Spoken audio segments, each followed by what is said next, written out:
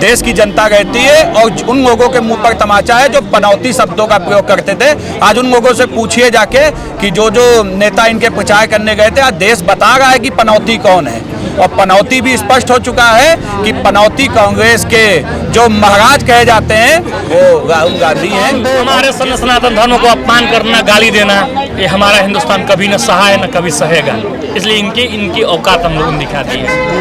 माननीय पप्पू भैया उर्फ राहुल भाई, नहीं आप ऐसा अपमान नहीं कर सकते। सुनिए, हम बता रहे हैं इनको मॉडलिंग में जाना चाहिए था। सबका विश्वास, सबका विकास के आधार पे हमारी भारतीय जनता पार्टी की 2024 फिर सरकार बनेगी। कांग्रेस की तरफ से संजय निरुपम ने बोला है कि ईवीएम की जांच होनी चाहिए, शक है उस व्यक्ति की तो कोई वो उस व्यक्ति को मैं क्या कहूँ, उस व्यक्ति को मैं आज से नहीं जानता। उस व्यक्ति को मैं 95 से जानता, जो शिवसेना में था। वो पहले बाला साहेब ठाकरे के पैर की चप्पल उठा करके घूमता था, और उन्होंने उसको राज्यसभा सदस्य की सांसद बनाया, और उनको धोखा दे करके वो जाकर कांग्रेस में बैठ गया। उसकी क्या कैपेबिलिटी है वहाँ पे सिर्फ कांग्रेस को चूतिया बना करके? वो उसकी कोई औकात ही नहीं संजय निरुपम की। संजय निरुपम को शिवसेना में था, उसकी पूछ लीजिए, कर देना। उत्तर प्रदेश का मैं तो कह रहा हूँ, मैं रवि शुक्ला बोल रहा, आचार्य रवि लोधी बोल रहा, मैं उसको मारते हुए यहाँ छोड़ा गया। वो व्यक्ति उलूल जुलूल बात ही करेगा। यही है कि राजस्थान छत्तीसगढ़ में जो कांग्रेस की सरकार गिरी है, आज की डेट में भाजपा सरकार है। अभी कुछ दिन पहले कर्नाटक में कांग्रेस की गवर्नमेंट बनी थी, तो यही ईवीएम पे मतदान हुआ था कि वो अमेरिका से ईवीएम आई थी। इसी ईवीएम पे हुआ कर्नाटक में कांग्रेस की गवर्नमेंट बनी। अब वही ईवीएम वहाँ चल रही है छत्तीसगढ़, राजस्थान, मध्य प्रदेश में। तो संजय निरुपम जी वरिष्ठ नेता हैं, वो कह रहे हैं क्या कि ईवीएम में क्या था, गड़बड़ी थी। तो कर्नाटक में ईवीएम तो नहीं गड़बड़ी, काम आएगा? काम नहीं आएगा। जाति जनगणना उन्हें कोई काम आने वाली नहीं है। जनता ने दिखा दिया है कि हम आपस में एक हैं, और यह रास्ता बिल्कुल तय हो गया कि 2024 हम लोग 400 पार जीतेंगे, 400 सीटें जीतेंगे। 2024 के लोकसभा चुनाव के पहले विधानसभा चुनाव जो हुए हैं 4 राज्यों में, जिन्हें सेमीफाइनल माना जा रहा था, उनका नतीजा आ चुका है। भारतीय जनता पार्टी ने 3 राज्यों में बाजी मारी है, और इस पर देखिए लखनऊ की जनता जो है वो क्या कहना चाहती है। भाई साहब क्या कहना चाहेंगे? चुनाव का रिजल्ट आ गया। हमारे सनातन धर्म की अपमान करने वाले की जगह नहीं है, और जनता इसे कभी माफ नहीं करेगी। और माननीय हमारे प्रधानमंत्री मोदी जी के नेतृत्व में हमने 3 राज्यों में पूर्ण बहुमत की सरकार बनाई है, और यह रास्ता बिल्कुल तय हो गया कि 2024 हम लोग 400 पार जीतेंगे, 400 सीटें जीतेंगे। तो आपको क्या लगता है सनातन के ऊपर जो प्रहार हुआ उसका नतीजा है कि जो मोदी जी के काम थे? हमारे सनातन धर्म को अपमान करना, गाली देना, ये हमारा हिंदुस्तान कभी न सहा है न कभी सहेगा, इसलिए इनकी औकात हम लोगों ने दिखा दी है। और पूर्ण बहुमत से जो हमारी सरकार बनी है, उन्हें बहुत बहुत धन्यवाद माननीय नरेंद्र मोदी जी, माननीय योगी आदित्यनाथ जी। ये जो मोदी जी गारंटी दे गए थे उसका भी असर रहा क्या? खाली सनातन ही और हिंदू धर्म वाला ही कार्ड खेलेंगे? बिल्कुल उसके साथ सबका विकास, सबका विश्वास, बहुत सारी योजनाएं, हर योजना हर गरीब तबका के तक डायरेक्ट पहुंचना, बहुत सारी योजनाएं हैं जिससे हमारा देश और हमारा प्रदेश खुशहाली के रास्ते पर अग्रसर है। और उन्होंने पूरा विश्वास जताया है माननीय नरेंद्र मोदी जी पे और माननीय हमारी योगी जी पे, विश्वास जताया है कि सरकार में हम सुरक्षित हैं, खुशहाल हैं। आप कैसे देखते हैं इस चुनाव के नतीजों को? इस नतीजे में सबसे बड़ा बात यह है कि उन्माद पैदा करके, धार्मिक उन्माद पैदा करके चुनाव नहीं जीता जा सकता है। जहाँ विकास की बात हो, बेरोजगारी की बात हो, शिक्षा की बात हो, महंगाई की बात हो, इस पे अगर बात किया जाए तो मेरे समझ से अपने मुद्दों पे बात किया जाए तो अच्छा रहेगा। लेकिन इस तरह से आपस में बांट के कोई चुनाव नहीं जीता जा सकता है। और जबकि मोदी जी ने ये सब जो है दरकिनार करके खाली विकास की बात किया है और सब जगह काम किया, इसका परिणाम हुआ, जनता ने आशीर्वाद दिया है। और बहुत बहुत धन्यवाद जनता को, जो 4 राज्यों की जनता ने, जो 3 राज्यों की जनता ने आशीर्वाद दिया है, उसके हम जो आभारी हैं। तो 24 का जो चुनाव होगा उसके लिए क्या आकलन है? इन 4 राज्यों के नतीजे आ चुके हैं, या फिर से जाति वाला कार्ड जो चल रहा है वो चल पाएगा? कार्ड इनको यही दिख रहा है कि जाति जनगणना कराइए, यहाँ पे रोज मुद्दा उठाया जा रहा है, जाति जनगणना कराइए, जाति जनगणना कराइए, यही बार बार मुद्दा उठ रहा है। हमारे कहने से जातियों को जनगणना कराइए, जनगणना की बात नहीं कहा जा रहा है, लेकिन जाति जनगणना से क्या उन्माद नहीं पैदा होगा? जिनकी संख्या कम होगी, आप उस हिसाब से कह, जिनकी जिसकी मतलब भागीदारी, क्या कह रहे हैं, कह रहे हैं कि जिसकी जितनी संख्या हो उसकी उतनी भागीदारी हो। तो और लोग जो वंचित और जो पिछड़े हैं, दलित हैं, अति दलित हैं, वो तो सबसे निचले पायदान पे हैं, वो कैसे समाज से जुड़ेंगे?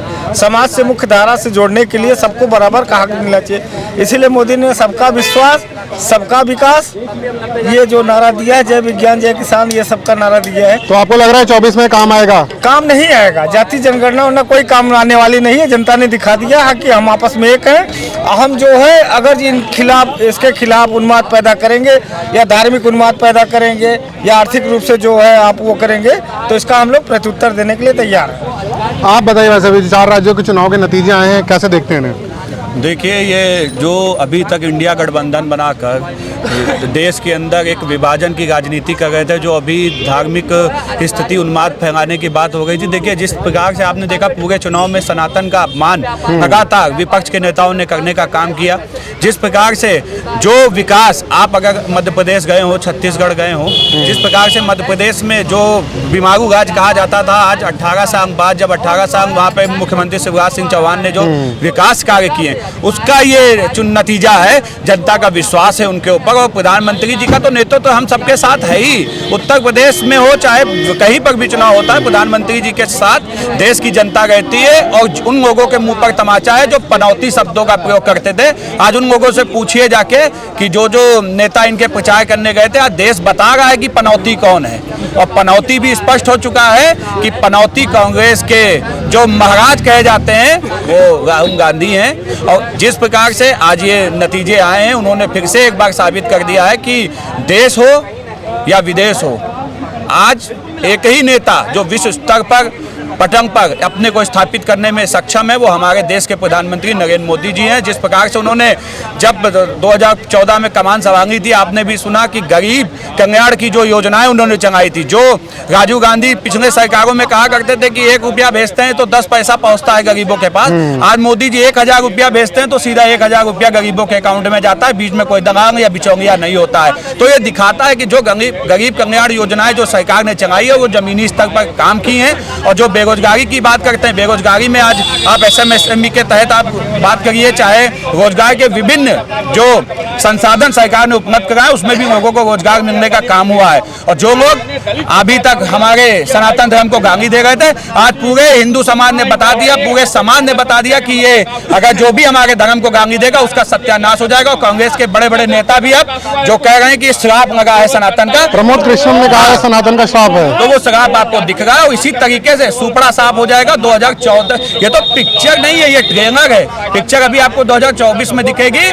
जो मीडिया अभी तक चिल्ला रहा था कि मोदी जी और भी कोई 3 जीरो से सफाया हो जाएगा, भाजपा कहीं नहीं है। और उसने दिखा दिया कि हम 4 में, देखिए तेलंगाना में हमारी स्थिति बेहतर भारतीय जनता पार्टी की कभी नहीं गई, लेकिन 1 सीट थी पिछली बार, इस बार 10 सीटें आ गई हैं लगभग। और उसी प्रकार से हम MP में थे, छत्तीसगढ़ राजस्थान में नहीं थे, वो कांग्रेस से छीन कर हमने वहां दोबारा सुशासन स्थापित करने का काम करेंगे। और कुशासन को मिटाने का काम वहां की जनता ने किया है। इसी प्रकार से जो विकास की गंगा मुख्य धारा में जो हमारे प्रधानमंत्री की नीतियां, उनको हम राजस्थान और छत्तीसगढ़ में भी उतार कर उसको भी बिम्बारू राज से हटाकर एक विकसित राज्य में लेकर जाएंगे। तो 24 में क्या राहुल जी जो भारत जोड़ो यात्रा किया, क्या उसका असर है? कुछ मौका है उनके पास? आप ये पूछिए जाके जगह कांग्रेस कार्यालय में, जब इन्होंने अभी वो माफ कीजिएगा बेंगलोर जो आपका साउथ में जीता इन्होंने, जहाँ पे हम लोग हारे थे बेंगलोर के चुनाव में, वहाँ पर इन लोगों ने भारत जोड़ो को यात्रा को बहुत तरजीह दी थी कि राहुल जी वहाँ चले, पैदल चले, वहाँ गए।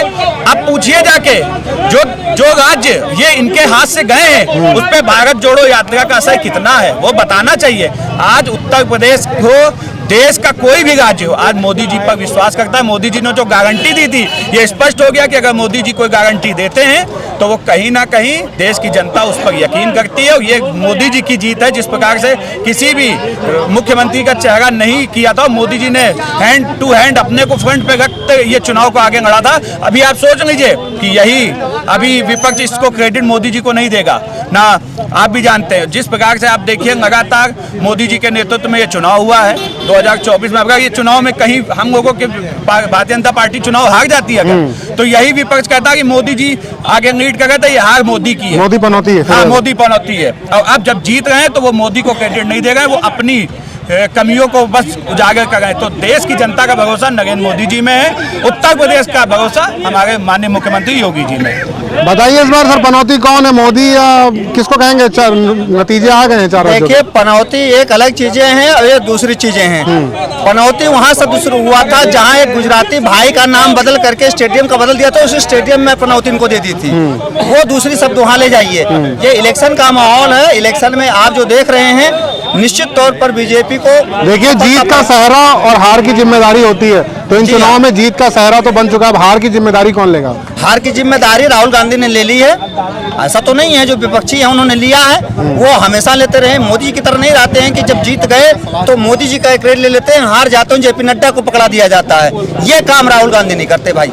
24 की राह कैसे कठिन आपको नजर आ रही है? बिल्कुल कठिन नहीं है, बिल्कुल कठिन नहीं है। इसको सेमीफाइनल माना जा रहा था क्या कि रिजल्ट आएंगे और बीजेपी चारों खाने चित हो जाएगी? आप ग्राम पंचायत के इलेक्शन को राष्ट्रीय स्तर के इलेक्शन को जोड़ नहीं सकते। दोनों में अलग अलग चीजें हैं ना। थाने का सिपाही और एडमिरल को एक तो उसमें तौल दोगे तराजू में, क्या ऐसा नहीं संभव होता है? जनता को पूरे भारत में है। भारत जोड़ो यात्रा राहुल ने बहुत मेहनत करी, उन्होंने वो गए राज्यों में पैदल यात्रा, तो उसका असर इतना नतीजों में तो नहीं दिख रहा है। देखिए, दो चीजें यहाँ आपको बता दे। किसान अपने बीबी का गहना बेच करके खेती करता है और कभी पाला पड़ जाता है, कभी बाढ़ आ जाती है, कभी सूखा पड़ जाता है, तो इसका मतलब नहीं वो खेती करना छोड़ देगा या उसकी हिम्मत हार जाती है। हौसले बुलंद अभी भी, हौसले हमेशा बुलंद है और रखना चाहिए। कहीं ना कहीं हमारे संगठन में, कांग्रेस के संगठन में कमियां रही हैं, जिसको समीक्षा करके मजबूत करने की कोशिश की जाएगी इलेक्शन के लिए 2024 के लिए, और मजबूती के साथ लड़ेंगे, ऐसी बात। सनातन पे अभद्र टिप्पणियां करके धर्म को टारगेट करके क्या कहीं नुकसान है? क्योंकि कांग्रेस के नेता प्रमोद कृष्णम जी ने आज ये बयान दिया है कि सनातन को गाली देना एक श्राप की तरह साबित है कांग्रेस के लिए। देखिए, प्रमोद कृष्णन कई नाव पर बैठना चाहते हैं। उन्होंने कल की अवतार का एक पीठ बनाया हुआ है, उसमें नंबर 2 के पैसे का बहुत ही डिपॉजिट। आप आरोप लगा रहे हैं अपने नेता पर? है, हमारे नेता नहीं है यार। मैं जनता का व्यक्ति हूँ, मैं जनता का व्यक्ति हूँ, मैं किसी पार्टी से बिलोंग नहीं करता हूँ। पहले बात तो इस शब्द को आपको छेड़ देना चाहिए। लेकिन प्रमोद कृष्णन अगर वो धर्माध्यक्ष हैं, उनको इलेक्शन नहीं लड़ना चाहिए। अगर इलेक्शन लड़ना है तो धर्माध्यक्ष नहीं है, तो उनकी एक अलग बात है। चूंकि संभल में बना हुआ है और संभल मुलायम सिंह के नजदीक पड़ता है, अखिलेश यादव के, तो अगर मंदिर में रहना तो बाबा बाबा कहना है, तो उनकी मजबूरियां है। बात झूठ बोल रहे हैं, सारी बातें झूठ है। हकीकत ये है कि जो हमारी सरकार वहाँ 3 सरकार बन गई, वो सही बात यह है कि राजनीति में कांग्रेस पार्टी के पूर्व राष्ट्राध्यक्ष माननीय पप्पू भैया उर्फ राहुल भाई, नहीं आप ऐसा अपमान नहीं कर सकते। सुनिए, हम बता रहे हैं इनको मॉडलिंग में जाना चाहिए था। राजनीति में जो आ गए, इसके लिए पूरी जनता जो है देख लिया, ये बड़े खूबसूरत थे और बड़े सुंदर थे, इनको होना चाहिए था मॉडलिंग में। ये कैसे राजनीति में आ गए? ये परंपरा थोड़ा गलत है कि इतना खूबसूरत चेहरा होते हुए भी ये मॉडलिंग में न जा करके राजनीति में आ गए। ये थोड़ा दोहरा राजनीति का कुछ फल। क्या ये मतलब बोल रहे हैं ऐसा है कि गलत फील्ड में तो नहीं है? इनके बयान का मैं कोई ऐसा खंडन नहीं करूंगा, क्योंकि न तो भाजपा के कोई कार्यकर्ता हैं, मतलब आधिकारिक तौर पर। अगर ये कोई भाजपा का आदमी बात करेगा तो मैं बात करूंगा, मैं इनसे क्या बात करूंगा? सड़क छाप टोपी तो लगा रखी है उन्होंने। टोपी लगाने से कोई भाजपा का आदमी रहता? अगर कोई भाजपा का व्यक्ति है तो अपना चिन्ह दिखावे कि भाजपा ने हमको ऐतराज किया है, तो मैं मानूंगा उस बात को। जनता को अपनी बात कहने का अधिकार प्राप्त है, कहना चाहिए, लेकिन शब्दों की मर्यादा। ये कांग्रेस का दुर्भाग्य है कि वो एक आम जनता को सड़क छाप बता देते हैं। आज यही तो गति है कांग्रेस की। ये यही नहीं समझ पा रहे हैं कि ये जो आम जनता की जो नब्ज है वो नहीं समझ पाते। आम जनता को ये वो सड़क छाप बता देते हैं। अब राहुल गांधी से ज्यादा सड़क छाप कोई है क्या? जिस प्रकार से वो अपनी पूरे चुनाव में उनकी भाषाओं को देखिए, जिस प्रकार से वो सनातन पे टिप्पणी करते हैं। वो क्या कहते थे? मंदिरों में जो लड़के जाते हैं, मंदिरों में वो लड़कियां छेड़ते हैं। ये बयान हम लोगों का नहीं था, ये राहुल गांधी जी का था। राहुल गांधी ने कभी नहीं कहा। अब आप दिखा दीजिए राहुल गांधी ने कहा। आगे तो मैं आपसे बताता हूँ, आप इस चीज को गूगल निकालिए, मोबाइल चलाते हैं, दिखा दीजिए ना। अभी मैं दिखा दूंगा, मोबाइल पे दिखा दूंगा। दूसरी चीज अभी ये कह रहे थे कि ये मोदी जी की जीत नहीं है, ये राष्ट्रीय चुनाव, विधानसभा चुनाव, ठीक है। अभी कर्नाटक का चुनाव हुआ, वहाँ भारतीय जनता पार्टी चुनाव हार गई। तो उस पे राष्ट्रीय मुद्दे हावी थे। उस समय राहुल गांधी भारत जोड़ो यात्रा कर रहे थे, वो सब सही था।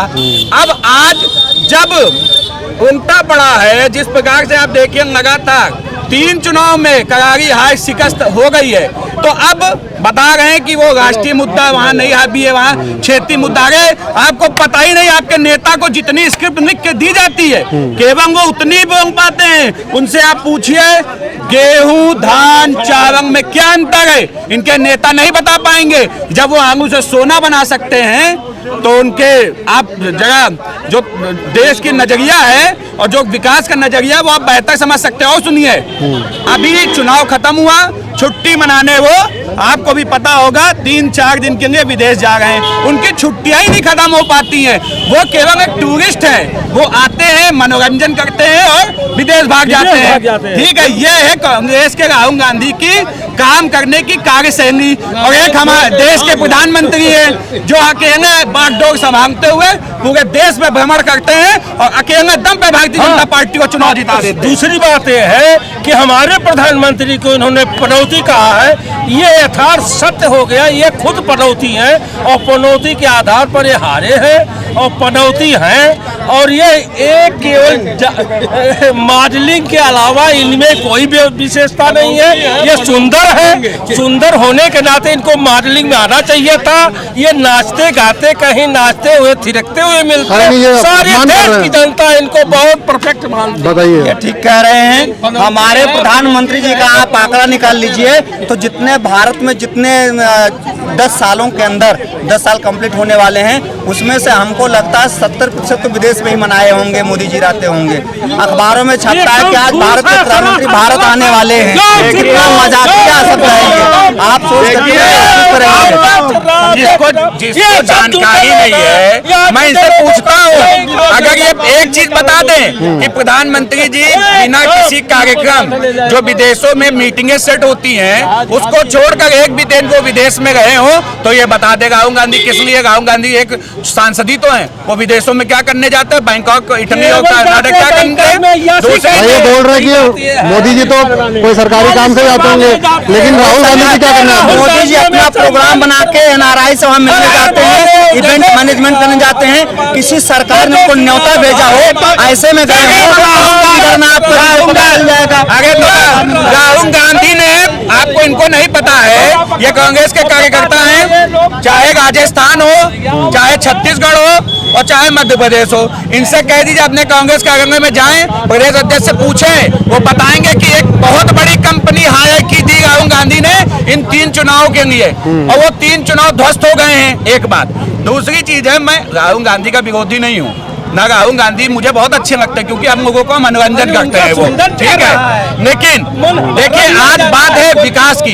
जितने मुद्दे थे, देखिए अभी तक ये लोग सभी रैलियों में कहते थे, इनके प्रवक्ता टीवी पे कहते थे ये सेमीफाइनल है। आज जब सेमीफाइनल में भारतीय जनता पार्टी ने 3-1 से बड़ी शिकस्त विपक्ष को दे दिया है, तो इनके सुर बदल गए। इनके प्रवक्ता अब दूसरी बातें करें। नहीं, संजय निरुपम ने कहा है कि ईवीएम की भी जांच होनी चाहिए। देखिए, वो तो 2014 के बाद से इस देश की दशा में ईवीएम आ गया है। और जब आपको भी पता होगा, इनको शायद इनके नेताओं को जब चुनाव आयोग ने कहा कि आप विश्व में किसी भी ऐसे आदमी को ले आइए, ईवीएम सामने अगर हैक हो जाती है तो जो आप चाहेंगे वो चुनाव आयोग करेगा। इनके नेता वहां से भागे क्यों? कर्नाटक में जीत जाते हैं ईवीएम सही, उत्तराखंड में जीत जाते हैं ईवीएम सही, जिस राज्य में जीत जाए ईवीएम सही, अभी तेलंगाना में जीत गए ईवीएम सही।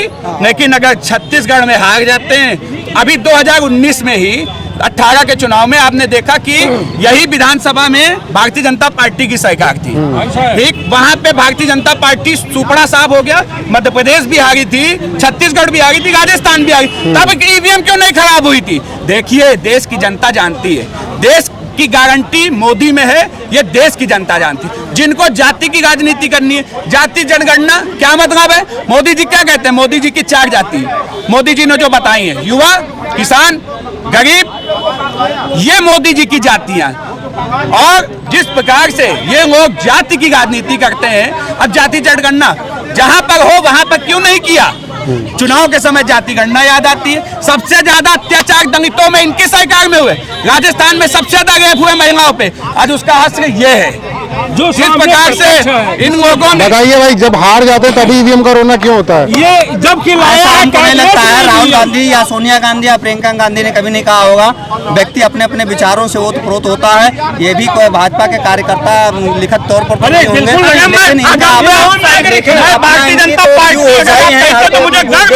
भारतीय जनता पार्टी का सिपाही हूँ। दिखा दीजिए आप।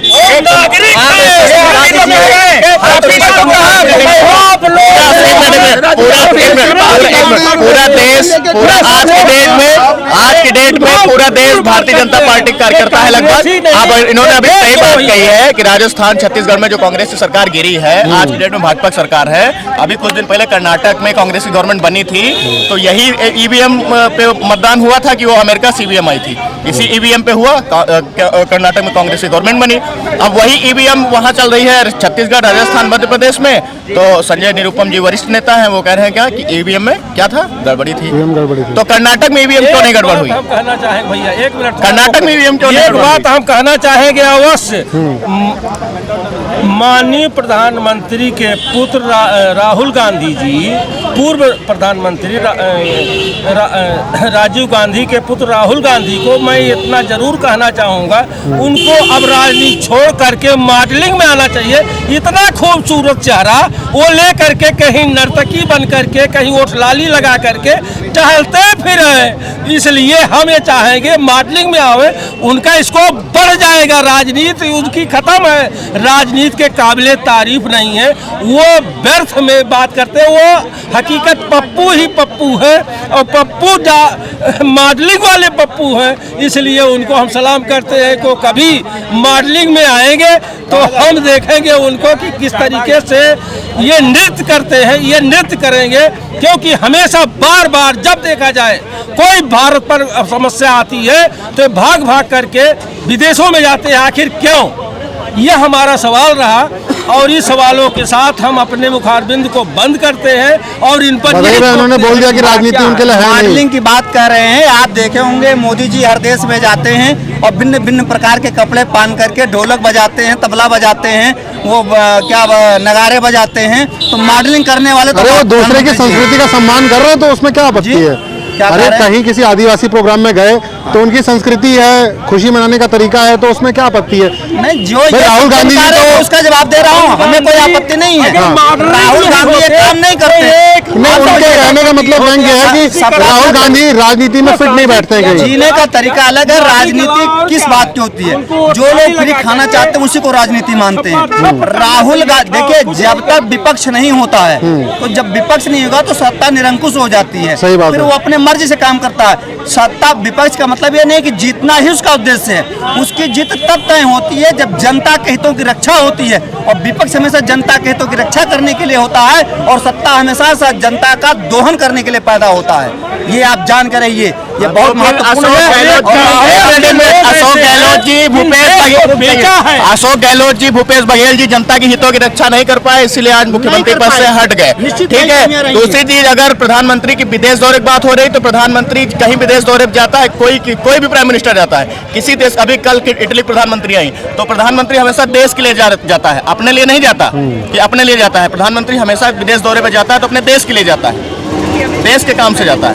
तो उसमें यह कहना न्यायोचित नहीं है कि प्रधानमंत्री अपने लिए जाते हैं। आपने कहा कि वो प्रधानमंत्री कहीं गए, वहाँ की संस्कृति में घुल मिल गए, तो ये तो भारतीय संस्कृति है, सभ्यता है, इसमें क्या दिक्कत है? 24 में क्या दिख रहा है आपको? 24 में माननीय नरेंद्र मोदी भारतीय जनता पार्टी की सरकार बनेगी और कुछ नहीं। और जहाँ रही बात मोदी जी को, खुद आदमी घर का जो मालिक होता है वो कहे घर में नहीं बैठा रहता, वो बाहर भाग करके दौड़ करके यहाँ भी शहर भी उस शहर जा करके पैसा कमा कर लाता है। हम जो देश के प्रधानमंत्री हैं वो विदेश में नहीं जाएंगे, विदेश से आयात निर्यात नहीं होगा तो कैसे देश का वो चलेगा? और देश को तुमने तो जिन लोगों ने लूटा उसका जनता ने जवाब दे दिया। और जनता, और आज तक का रिकॉर्ड रहा, न नरेंद्र मोदी कोई चुनाव हारे हैं, चाहे आप गुजरात का देख रहे, न माननीय हमारे योगी आदित्यनाथ जी हारे और न हारेंगे। आप ये जनता का विश्वास है, जो सबका साथ, सबका विश्वास, सबका विकास के आधार पे हमारी भारतीय जनता पार्टी की 2024 फिर सरकार बनेगी। कांग्रेस की तरफ से संजय निरुपम ने बोला है कि ईवीएम की जांच होनी चाहिए, शक है उस व्यक्ति की, तो कोई वो उस व्यक्ति को मैं क्या कहूँ, उस व्यक्ति को मैं आज से नहीं जानता, उस व्यक्ति को मैं 95 से जानता, जो शिवसेना में था, वो पहले बाला साहेब ठाकरे के पैर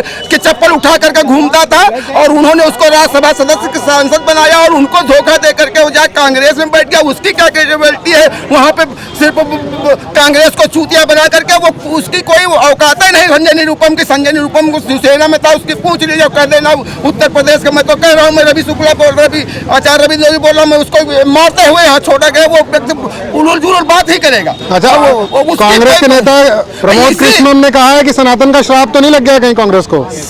80% हिंदुस्तान में सनातन जनता रहती, तुम उसको गाली दोगे? माँ लक्ष्मी किसको जरूरत नहीं, हर आदमी घर से बाहर भागता कि लक्ष्मी जी आवे तब जा घर का व्यवस्था चलेगी, बच्चों की पढ़ाई होगी, तुम उन्हीं को गाली दोगे और तुम उन्हीं राम जिनके जिस गाँव माता के दूध पिए होगे साले पैदा होने पे, और तुम सुअर का दूध तो नहीं पी लिया, सुअर का दूध पी करके तुम नहीं बड़े हो गए, बचपन में रह गाय का दूध पिया, तुम उसको कहते हो माता कैसे हो गई? अरे तुम्हारे मुंह में कीड़े पड़ जाएंगे कहने वाले, और देश की जनता जाने तुमको भगा के यहाँ से नहीं दम लेगी, कोई नहीं रहेगा सनातन विरोधी, देश विरोधी कोई नहीं चलेगा, समझ के बस।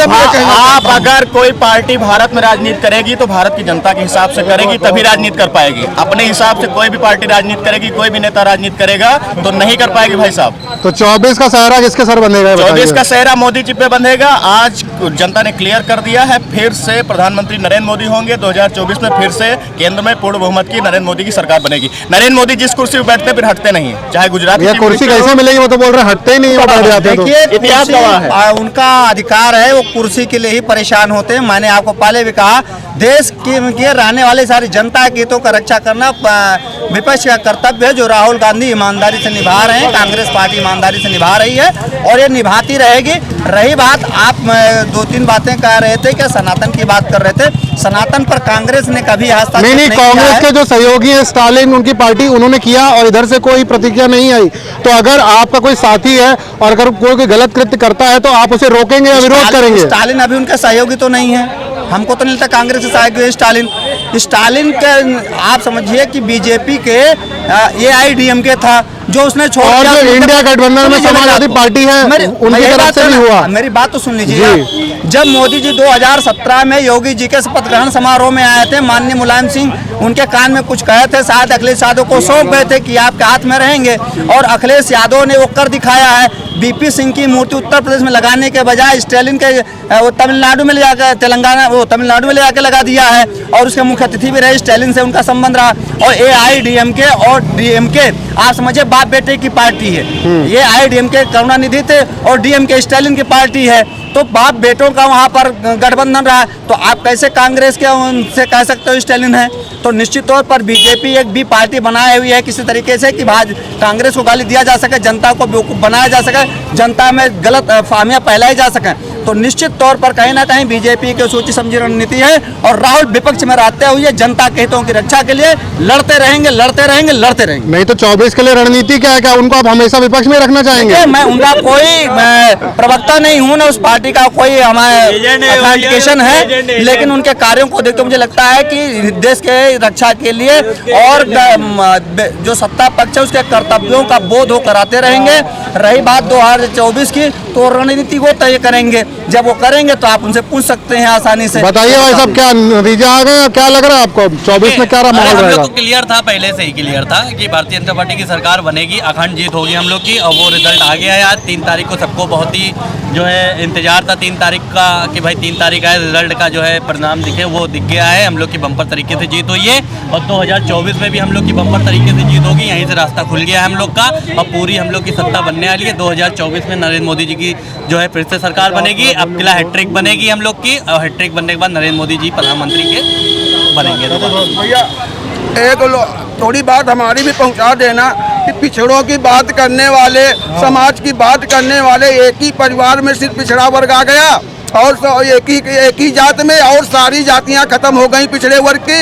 एक ही परिवार के 16 लोग विधायक और सांसद और वो हैं, और वो उनकी बात और वो पिछड़ों की बात करते हैं। किसके ऊपर निशाना साध रहे हैं? मैं सपा के ऊपर साध रहा हूँ, सीधा निशाना। एक ही परिवार के 18 लोग हैं, विधायक, जिला पंचायत सदस्य हैं, और वो बात पूरे समाज की करते हैं। अरे वही 18 विधायक पद अगर और बिरादरी में बांट दिए होते पिछड़ों में, तो 18 पिछड़ी जात के विधायक होते, पिछड़ी जात के विधायक होते अलग अलग उसके कैडर के। तुमने तो उसको प्राइवेट कंपनी बना रखा है। 30 साल से एक ही राष्ट्रीय अध्यक्ष है। वही कहानी कांग्रेस में है, जनता जान रही है। वहाँ भी अगर राष्ट्रीय अध्यक्ष, वहाँ भी अगर सरकार बहुमत में आएगी तो प्रधानमंत्री वही गांधी परिवार बनेगा। गांधी परिवार कोई पीछे लग्गू जिसका एक वोट नहीं, जिसके गांधी का एक भी खानदान यहाँ नहीं, उसको 60 साल किसके लिए तुष्टीकरण की नीति पे वो और देश को बांटता रहा और देश पे राज कांग्रेस करती रही, जिसका खामियाजा जनता जान चुकी है। अब जनता भुलावे में नहीं आएगी और फिर देखना 2024 में पुनः नरेंद्र मोदी प्रधानमंत्री बनेंगे। सबका साथ, सबका विश्वास, सबके साथ।